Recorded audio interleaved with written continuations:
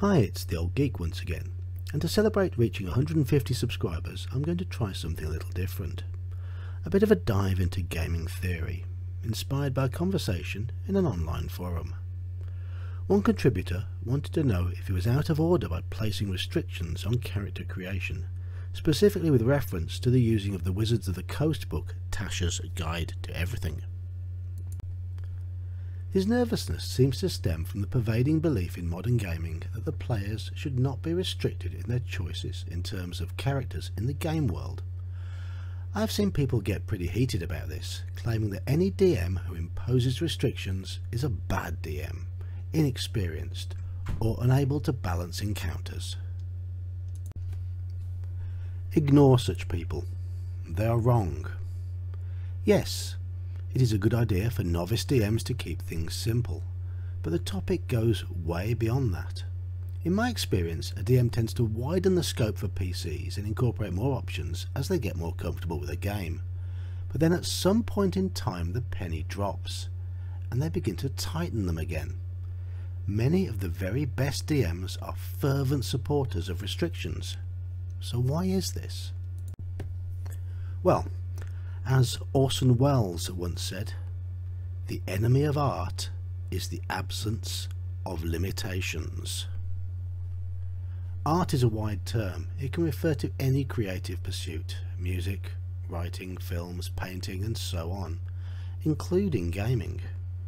A quick check on Wikipedia shows this whole concept to be called creative limitation. The general idea is that the best work is created by a focused mind, usually with a defined starting point. For instance, an artist intentionally using a smaller palette, or an author beginning with a specific setting in mind. So why is this relevant for RPGs? Some might argue that the game rule set is the only limitation needed, and some certainly do argue that the players should be allowed freedom to go beyond the rules. Note it's always players though, rarely DMs. People tend to squeal when the DM goes outside the rules. No, the key application of this is in the creation of the game environment and the initial options presented to the players. Starting with the idea of the environment. Look for example at the modern iteration of the Forgotten Realms. By default it is a kitchen sink world. So much effort has been made to cram in every conceivable race and half race that the net effect is one homogeneous mess. And using all these available options, a party will now typically consist of talking turtles, lizard people, fey semi-giants and birdmen, all in the name of creativity. Players have a tendency to pick races to get cool stuff, and I get the idea in Tasha's that it opens up a lot of the cool stuff to other races, but this typically makes racial choice a non-thing, particularly when combined with the current zeitgeist that discrimination should never be in the game. Thus the choice has become almost purely aesthetic, and therefore somewhat meaningless. I prefer to go in the opposite direction, and in a recent 5th edition game I tied certain classes into specific races and cultures according to the world I had created. I generally followed the pattern laid out in the AD&D books. I should say I was creating the world, because much of it was being created as we went along, based on the actions of the player characters. Certainly I had laid down the general nuts and bolts, but the details were being added during play. Giving myself a fixed starting point and a framework helped me do this, and fed my own imagination. It also gave the players a solid starting point from which to create their own characters. And rather than scatter the details thinly, it enabled us to make them much more focused and much more believable. For example, all barbarians in my game world hail from one of 3 specific tribes, with each tribe following the same deity. However, the deity has 3 different aspects, which leads each tribe to have a separate and logical approach to the rest of the game world. If a player wanted to play the role of a barbarian in my game, then they had to pick one of those tribes, and thus the applicable version of that deity. When creating the game world, I wanted to emphasise the importance of dragons, but rather than make them common, I made each shade of dragon a representation of the various facets of the personalities of sentient races, with blue being greed, silver being knowledge, and so on. Only one of each type of dragon would exist, with each one being immortal, tied into the fate of the world, and operating at the whim of the gods. These dragons would be unable to reproduce. This meant that logically there would be no dragonborn in the world. This is key to applying restrictions, to tie them in with the world law and make them feel right. So how does all of this help with creativity?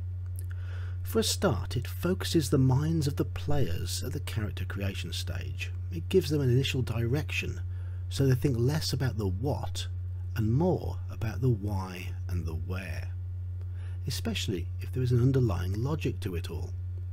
That logic also helps the DM, because I understand my world and I have to think less about exceptions for this and exceptions for that. I have a foundation from which I can improvise more freely without worrying about breaking or contradicting something. And I love to improvise. Some of our best sessions have come from just a few lines of preparation notes and a single map. And because my players are thinking more about the why and where, they in turn offer me more worthwhile material which I can feed from, either through improvising at the time or by developing future plot hooks. Moving away from D&D and onto Call of Cthulhu, this is a game in which all PCs are human and extremely fragile. They are not heroes fighting dragons, they are mostly very normal people thrust into horrific situations. They don't have fireballs and action surges, they typically have handguns and skills pertaining to a real-life profession. And the game itself is set in a version of our real world, most often the 1920s, but we've recently played in the 1890s and the modern day. The fact that the characters are relatable and the world is mostly mundane means the players have a good understanding of the environment, and that focuses their brains on what they can achieve within the environment.